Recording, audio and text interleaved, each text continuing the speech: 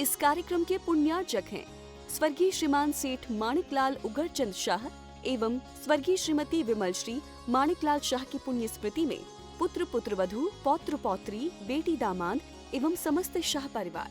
ओम नमः सिद्धेभ्य। नमः श्रीवर्धमानाय निर्धूत कलिलात्मनि सालोकानां त्रिलोकानां यद्विद्यादर्पणायति यद्विद्यादर्पणायति। पंच परमेष्टि भगवान की जय। परम पूज्य आचार्य भगवंत गुरुवर विशुद्ध सागर जी महाराज की जय। परम पूज्य मुनि श्री सुप्रभ सागर जी महाराज की जय। समीचीन विकल्पों का सम्यक समाधान। सम्यक ज्ञान की वह अनूठी विधा जिसके माध्यम से हम सभी प्रतिदिन अपने अनेकानेक समीचीन विकल्पों का सम्यक समाधान आगम के परिप्रेक्ष्य में प्राप्त करके और अपने मन को निर्विकल्पता की ओर ले जाने का पुरुषार्थ करते हैं। और वही मन की निर्विकल्पता आत्मकल्याण का कार्यकारी उपाय है। ऐसी आत्मकल्याण की वह अनूठी विधा समीचीन विकल्पों का सम्यक समाधान जो कि हम सभी प्रतिदिन परम पूज्य आचार्य भगवंत गुरुवर विशुद्ध सागर जी महाराज के मंगल सुभाषिष से उन्हीं के सहयोग से परम पूज्य मुनि श्री सुप्रभ सागर जी महाराज के मुखारविंद से प्राप्त कर रहे हैं। प्रारंभ करते हैं आज का सम्यक समाधान। और आज के पहले विकल्प के लिए श्रीमती विजय जैन विदिशा मध्य प्रदेश से महाराज जी के चरणों में बारंबार नमोस्तु निवेदित करते हुए अपना समीचीन विकल्प रख रहे हैं कि महाराज जी जो अक्षर जिनवाणी में रहते हैं वही लौकिक न्यूज़पेपर आदि में भी रहते हैं, तो फिर न्यूज़पेपर आदि का उपयोग कैसे करना चाहिए। हमारे समीचीन विकल्प का सम्यक समाधान करने की अनुकंपा करें। नमोस्तु महाराज जी, नमोस्तु। ओम नमः सिद्धम। परम पूज्य आचार्य भगवान गुरुवर विशुद्ध सागर जी महाराज की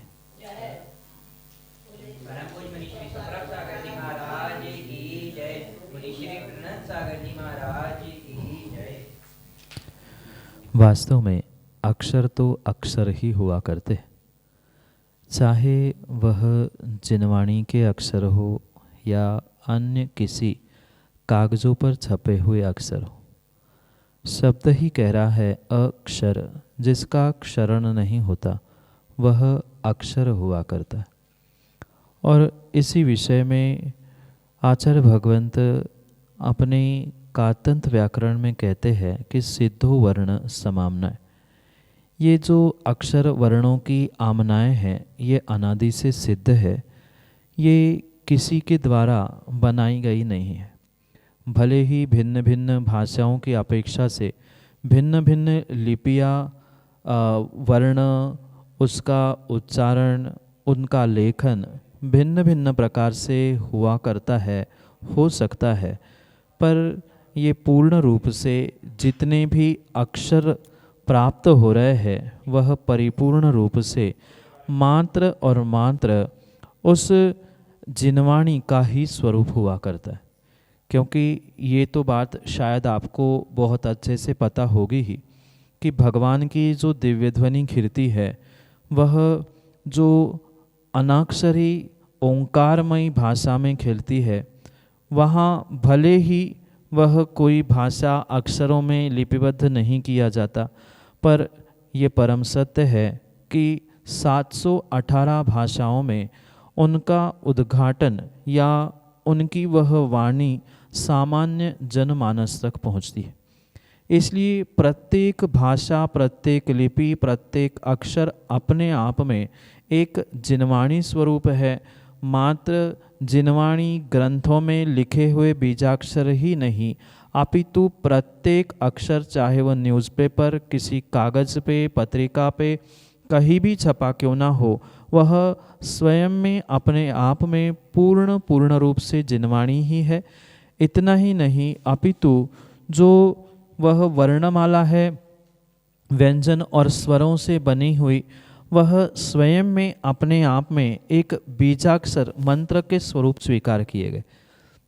अगर आगम में आपने कहीं मात्र का यंत्र या मातृका मंत्र के बारे में पढ़ा होगा, तो वहाँ पर वह जो 16 स्वर और अन्य वह 33-36 व्यंजन हैं, उन सबको मिलाकर ही वह मातृका यंत्र बनता है। एक पाषाण के पत्थर की वेदिका की शुद्धि इस बीजाक्षरों के मंत्रों के माध्यम से ही की जाती है। इसलिए ये समझने योग्य बात है कि एक एक बीजाक्षर जिनवाणी है, एक एक बीजाक्षर अपने आप में मंत्र है। इसलिए उन न्यूज़पेपर आदि किसी भी कागज़ पर जिस पर जिनवाणी छपी है, उसका किसी भी प्रकार से दुरुपयोग नहीं करना चाहिए, क्योंकि बहुत सारे स्थानों पर उस जिनवाणी का प्रयोग कई ऐसे स्थानों पर किया जाता है जिसके निमित्त से अक्षरों का, जिनवाणी का, बीजाक्षरों का, मंत्रों का बहुत बड़ा अभिनय होता है। और वह अभिनय उन जीवों के लिए ज्ञानावरणी, दर्शनावरणी, अंतराय आदि अनेकानेक कर्मों के आश्रयबंध के लिए अवश्य ही निमित्त बनता है। इसलिए वह न्यूज़पेपर आदि का जो प्रयोग है वह बहुत सोच समझकर करने की आवश्यकता है। कई स्थानों पर वह न्यूज़पेपर जलाने के लिए, पहुंचने के लिए, बैठने के लिए अनेकानेक प्रकार से प्रयोग में लाया जाता है।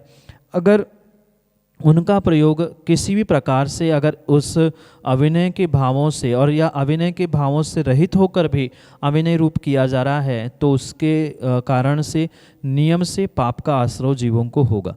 इसलिए उनका उपयोग पूर्ण रूप से, जैसे एक जिनवाणी का कागज़ सुरक्षित किया जाता है, ऐसे ही न्यूज़पेपर के वह टुकड़े हो, न्यूज़पेपर के कागज़ हो, उनका भी बिल्कुल वैसा ही उपयोग करने की आवश्यकता है।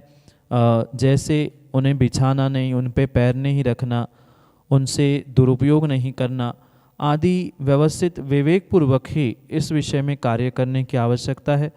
अन्यथा किसी भी प्रकार से इन मंत्रों का, इन कागज़ों का, इन बीजाक्षरों का उपयोग किया जा रहा है, तो वह पूर्ण रूप से आपके ज्ञानावरणी, दर्शनावरणी जैसे कर्मों के आश्रय के लिए निमित्त बनते हुए आपको पाप देने वाला हो सकता है।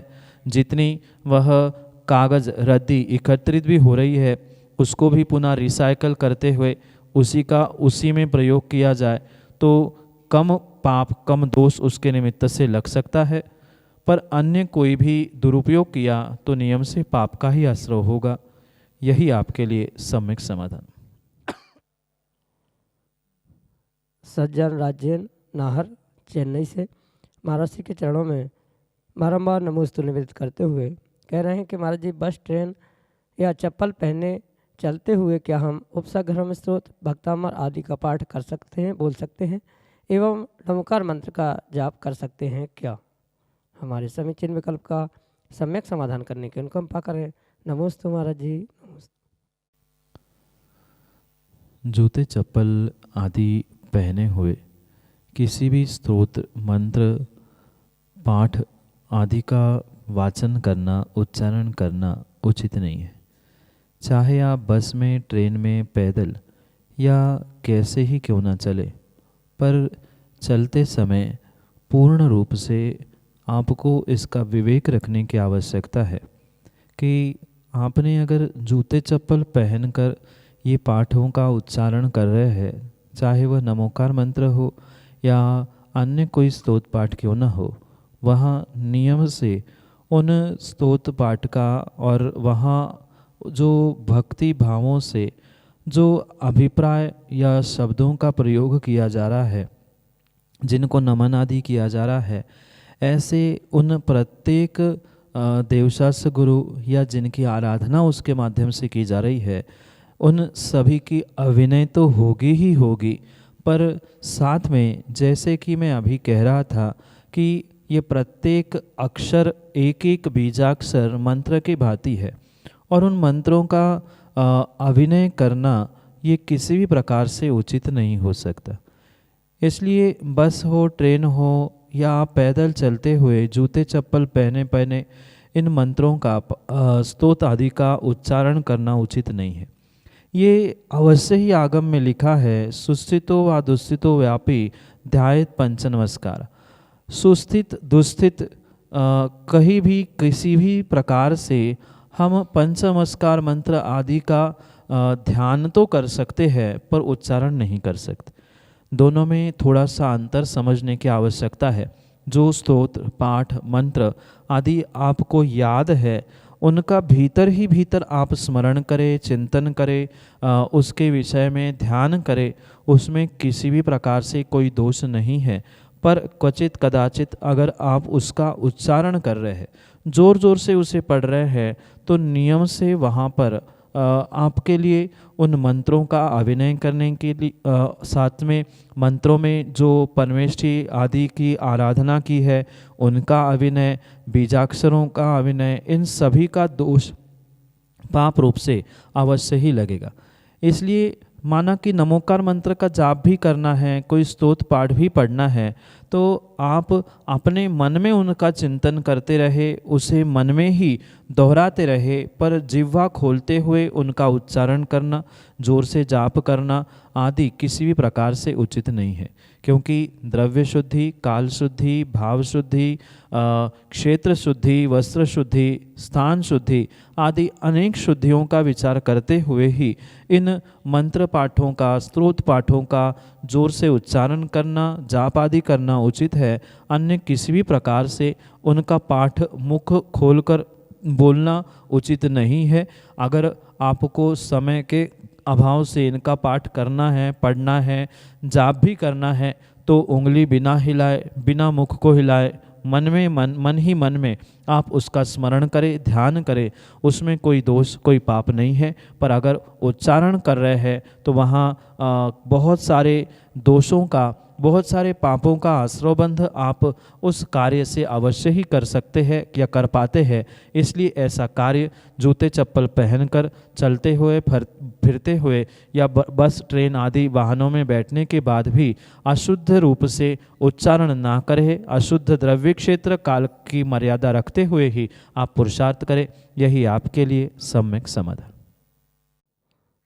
सौम्या जैन विदिशा मध्य प्रदेश से महाराज जी के चरणों में कोटि कोटि नमोस्तु निवेदित करते हुए कह रहे हैं कि महाराज जी, हम अपने क्रोध को कैसे शांत कर सकते हैं। छोटी छोटी बातों पर भी क्रोध आ जाता है। यदि कोई निमित्त सामने हो तो उसको देखते हुए बहुत तेज गुस्सा आ जाता है, तो उससे हम कैसे बचें। हमारे समीचीन विकल्प का सम्यक समाधान करने की अनुकंपा करें। नमोस्तु महाराज जी, नमोस्तु।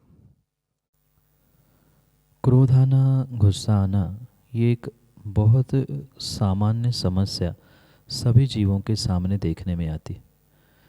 पहली बात तो इस क्रोध को, गुस्से को शांत करने के लिए व्यक्ति को अपने उस गलती को समझने की आवश्यकता है कि आपको क्रोध आता है, गुस्सा आता है। अगर व्यक्ति इस बात को समझेगा ही नहीं, जानेगा ही नहीं, मानेगा नहीं, तो कभी भी किसी भी प्रकार से वह क्रोध को, गुस्से को शांत नहीं कर सकता। जब उसे अपनी गलती का एहसास हो रहा है कि मैं क्रोध कर रहा हूँ, ये क्रोध उचित नहीं है, ये जब समझ में आएगा तो कभी न कभी व्यक्ति उस क्रोध को, गुस्से को शांत करने का अवश्य ही पुरुषार्थ कर सकता है। पर बहुत सारे ऐसे जीव होते हैं जिन्हें अपने इस क्रोध कषाय के बारे में या गुस्से के बारे में स्वयं को ही बोध नहीं हुआ करता, और शायद उसी कारण से वह निमित्तों को दोष देते हुए पुनः पुनः गुस्सा करते। क्योंकि अक्सर यही देखने में आता है कि व्यक्ति जैसे आप कह रहे हैं वैसे ही हर व्यक्ति कहता है कि वैसे तो हम शांत हैं, पर कोई हमें परेशान करता है, कोई ऐसे निमित्त मिलते हैं तभी गुस्सा आती है। वास्तविकता तो यही है कि निमित्त आने पर भी व्यक्ति को अपने उस क्रोध को शांत करने की आवश्यकता है। ऐसे निमित्त मिलने पर व्यक्ति अगर स्वयं के बारे में सोचे कि माना कि क्रोध तो मैं कर रहा हूँ, गुस्सा तो मैं कर रहा हूँ, पर मेरा क्रोध, मेरा गुस्सा करना सामने वाले के लिए नहीं अपितु मेरे स्वयं के लिए ही घातक है, पाप कर्मों का आश्रयबंध करने वाला है, ये निर्णय भी साथ में करने की आवश्यकता है। माना कि आपकी बात एक समय के लिए मान ली कि निमित्त सामने होने पर गुस्सा आ रहा है, तो ऐसे बहुत सारे निमित्त भी सामने मिलते हैं, पर क्या उस निमित्तों जैसे ही आप प्रति समय कार्य करते हो? सामने वाला गुस्सा कर रहा है इसलिए आपने गुस्सा किया, ये अगर आप कहना चाहते हैं तो सामने वाला व्यक्ति अंधा है, लूला है, लंगड़ा है, तो क्या आप उस निमित्तों को देखकर अपनी आँखों को फोड़ना, हाथ पैर को तोड़ लेना, ऐसा कार्य करते हैं? कभी नहीं करते। तो फिर इस विषय में भी आपको समझना, सोचना होगा कि सामने वाला अगर हमें क्रोध कराने के लिए निमित्त बन रहा है, वह हमारे लिए गुस्सा दिलाने के लिए निमित्त बन रहा है, या उसे देखने से ही गुस्सा आ रहा है, तो ये आपकी व्यक्तिगत सोच है। सामने वाला कभी निमित्त आपको प्रेरित नहीं करता। ये जीव के स्वयं के कमज़ोर भाव ही हुआ करते हैं कि वह निमित्तों को देखकर अपने आप को प्रभावित करते हुए वैसा ही कार्य करने लगता है। भले ही कितने प्रबल निमित्त मिले, पर व्यक्ति को अपने उपादान को, अपने आप को इतना संभल कर, इतना व्यवस्थित करने की आवश्यकता है जिसके निमित्त से वह सामने वाले निमित्त भी कमज़ोर पड़ जाए। इसलिए छोटी छोटी बातों पर जो सामने वाले व्यक्ति को देखकर आपको क्रोध आ रहा है, उसे शांत करने के लिए ये बहुत अच्छी बात है कि कम से कम आपको अपनी गलती का एहसास हो रहा है। ये आपको समझ में आ रहा है कि गुस्सा करने से क्या ड्रॉबैक्स या क्या नुकसान आपके जीवन में हो रहे हैं। इतना समझ में आया तो आपने बहुत कुछ प्राप्त कर लिया। अब उसे शांत करने के लिए बहुत अच्छी बात तो यही है कि आप अपने आप को, अपने परिणामों को, स्वयं को संभालने का प्रयास करें। अगर हम निमित्तों को प्राप्त करने पर अपने आप को नहीं संभाल पा रहे हैं तो ये भी किया जा सकता है, आप उन निमित्तों से दूर होने का प्रयास करें। जितना अधिक निमित्तों से दूर होने का प्रयास करें उतना ही श्रेष्ठतम कार्य होगा। या निमित्त सामने आ ही रहे हैं, निमित्तों से बच नहीं पा रहे हैं, तो जब जब निमित्तों से हम मिले तब पहले से हम अपने मन को बना के रखें कि आज हमें इनसे मिलना ही है या मिलने की संभावना है। हम उस समय पर मौन लेके बैठ जाए या ऐसा कार्य करे, वह निमित्त हमें कितना ही प्रेरित करे या कुछ कहने का भी प्रयास करे, तो भी हम उन्हें देखकर अनदेखा कर ले। उस व्यक्ति के किए हुए कुछ गलती के विषय में अगर पुनः पुनः हमें गुस्सा या क्रोध आ रहा है तो उस गलती को भूल जाए, उस व्यक्ति को ही भूल जाए, उसे किए हुए उस गलती के बारे में क्षमा कर दे। आदि अनेक कारणों से आप व्यक्तिगत रूप से अपने परिणामों को, अपने मन को ही अगर कंट्रोल करने का प्रयास करेंगे तो ही आप अपने क्रोध को, गुस्से को काबू में कर सकते हैं, शांत कर सकते हैं। अन्य किसी प्रकार से, दूसरे के कहने से, मंत्रों से, गुरु के आशीर्वाद से, किसी दवाई से, किसी भी प्रकार से कोई शांत अपने क्रोध को, गुस्से को नहीं कर सकता। इसलिए ये अवश्य समझे, आप अपने क्रोध, गुस्से को शांत करने के लिए अपनी गलती को पहचानते हुए स्वयं उन निमित्तों से बचने का प्रयास करें। निमित्तों के बच नहीं पा रहे तो उस समय पर मौन धारण कर ले, देखकर अनदेखा कर ले। ऐसे अनेक कारणों से, निमित्तों से आप अपने परिणामों को संभालें और अपने क्रोध को भी शांत करें। यही आपके लिए सम्यक समाधान। अमन जैन सिंघई, गुरसराय उत्तर प्रदेश से अगले समीचीन विकल्प के लिए। नमोस्तु महाराज जी, मेरा प्रश्न यह है कि पंचकल्याणक महोत्सव में अश्वरथ, गजरथ, सिंहरथ आदि रथ चलाए जाते हैं, तो क्या जैन लोग अश्व, सिंह या गज पाल सकते हैं? नहीं पाल सकते हैं तो क्यों?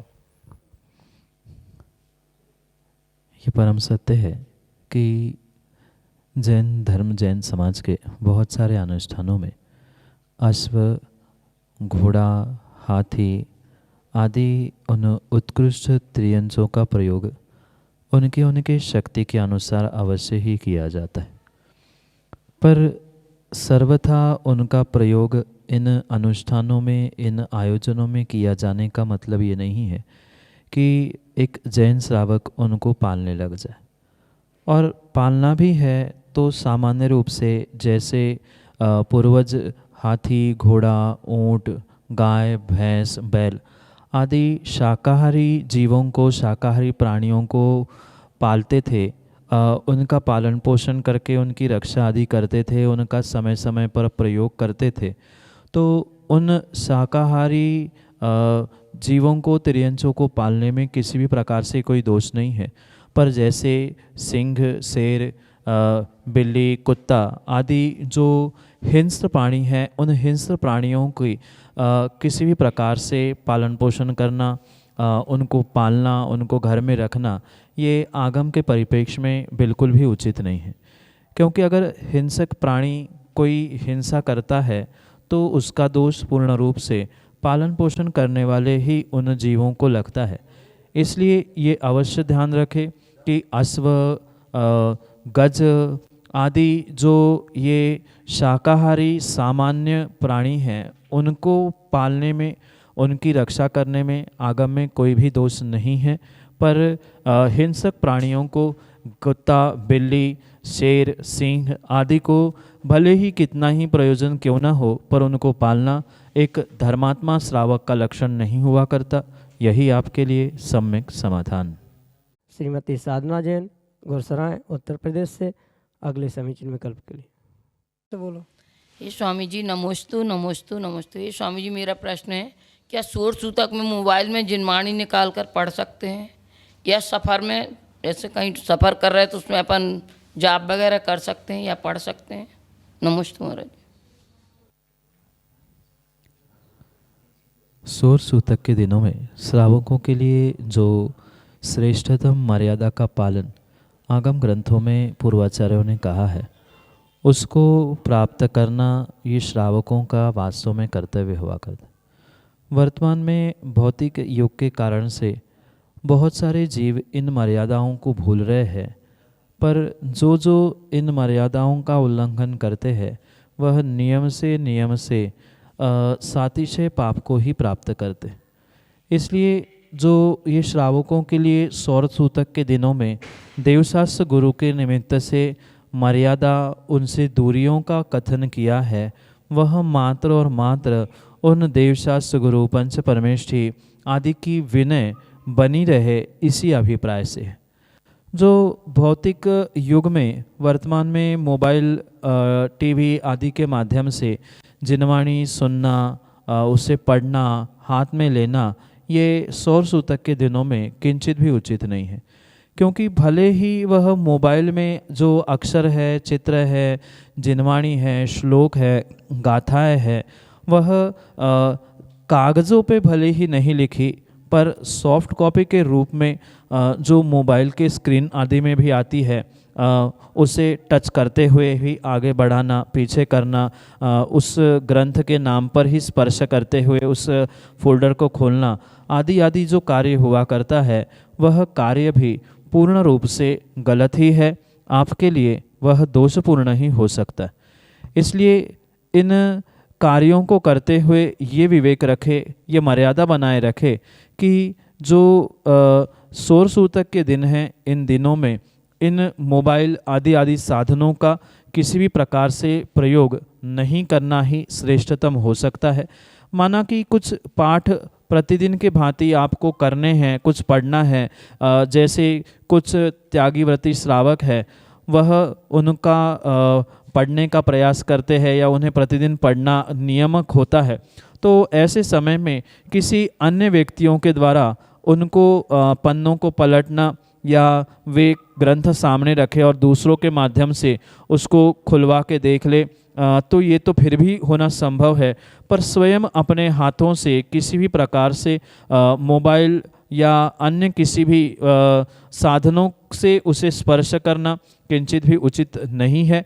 और अगर उसे आप उंगली से या अन्य किसी साधनों से स्पर्श कर रहे हो, मोबाइल भी जेब में रख रहे हो, तो मोबाइल में भी उसकी सॉफ्ट कॉपी होती है, कार्ड में, स्क्रीन में, फोल्डर्स में वही डाटा, वही सब कुछ सॉफ्ट कॉपी में रखा होता है, तो उसका प्रयोग इन सौर सूतक के दिनों में करना आगम के परिप्रेक्ष्य में उचित नहीं हो सकता। इसलिए ये कार्य ना करे, यही श्रेष्ठतम कार्य हो सकता है। अविनय होने से ज्ञानावरणी, दर्शनावरणी जैसे कर्मों का आश्रयबंध भी होने की संभावना है। इसलिए ऐसे कार्यों से इन दिनों में, सौर सूतक के दिनों में मोबाइल आदि के माध्यम से जिनवाणी पढ़ना, सुनना आदि उपयुक्त नहीं है। यही आपके लिए सम्यक समाधान। जय जिन बंधुओं, हम सभी लाभ ले रहे थे लोकप्रिय कार्यक्रम सम्यक समाधान का। प्रतिदिन यह कार्यक्रम 5:13 पे यूट्यूब चैनल सुप्रभ उवाच के माध्यम से प्रसारित होता है। मुनिषी सुप्रभ सागर जी का नाम सुप्रभ, वाणी का पर्यायवाची नाम उवाच, सुप्रभ उवाच, यस यूट्यूब चैनल के माध्यम से मुनिश्री के प्रवचन एवं ये सम्यक समाधान प्रतिदिन प्रसारित होता है। आप सभी लोग चैनल को सब्सक्राइब करें एवं बेल आइकन को जरूर दबाएं ताकि नोटिफिकेशन के द्वारा आप सब चीज़ों को अप टू डेट रह सकते हो। सम्यक समाधान यह कार्यक्रम प्रतिदिन ठीक 4 बजे अपने आदिना टीवी चैनल के माध्यम से प्रसारित होता है। एक नया टीवी चैनल आदिना टीवी चैनल जिसके माध्यम से यह सम्यक समाधान का प्रसारण ठीक 4 बजे होता है। आप सभी लोग घर बैठे टीवी के माध्यम से भी इस कार्यक्रम का लाभ लेते हुए अपने मन उठने वाले विकल्पों का सम्यक समाधान प्राप्त कर सकते हैं। 8707548811 यह हमारा व्हाट्सएप का नंबर है। आप इस व्हाट्सएप के नंबर पे अपने विकल्प भेज सकते हैं एवं इस विकल्पों को एकत्रित करके मुनिषी तक पहुंचाया जाएगा और मुनिषी के मुखारविंद से हम सभी लोग उसका सम्यक समाधान प्राप्त करेंगे। अगर आप व्हाट्सएप से टाइप नहीं कर सकते हो तो एक कागज़ पेन पे अपना नाम, अपने शहर का नाम, अपना विकल्प लिख के उसकी फ़ोटो खींच के आप हमें व्हाट्सएप कर सकते हैं एवं उस फोटो को व्हाट्सएप के द्वारा हम तक पहुंचा दें एवं उसके माध्यम से आप अपने विकल्प हम तक पहुंचा सकते हो। samyak.samadhan@gmail.com ये हमारी ईमेल की आईडी है। अगर आप ईमेल के माध्यम से आप अपने विकल्प भेजना चाहते हो, अपने ईमेल के माध्यम से अगर आप ज़्यादा उसको अपने विकल्पों को हम तक पहुंचाना चाहते हो तो हम अपने विकल्पों को आप जीमेल के माध्यम से samyak.samadhan@gmail.com इसके माध्यम से आप आपके विकल्प हमारे तक पहुंचा सकते हो। प्रतिदिन मुनिषी के प्रवचन 2:30 पे आदिना टीवी चैनल के माध्यम से भी प्रसारित होते हैं। आप सभी लोग आदिना टीवी चैनल के माध्यम से भी मुनिषी के प्रवचन का लाभ ले सकते हैं। आज के लिए इतना ही। ऐसे ही नाविन्यपूर्ण विकल्पों के साथ हम आप तक पहुंचते रहेंगे। तब तक आप देखते रहे सुप्रभुवाच। आप सभी को जय जैन मुनिषी के चरणों में कोटिशा नमोस्तु नमोस्तु नमोस्तु। इस कार्यक्रम के पुण्यार्जक थे स्वर्गीय श्रीमान सेठ माणिकलाल उगरचंद शाह एवं स्वर्गीय श्रीमती विमलश्री माणिकलाल शाह की पुण्य स्मृति में पुत्र पुत्रवधू, पौत्र पौत्री, बेटी दामाद एवं समस्त शाह परिवार।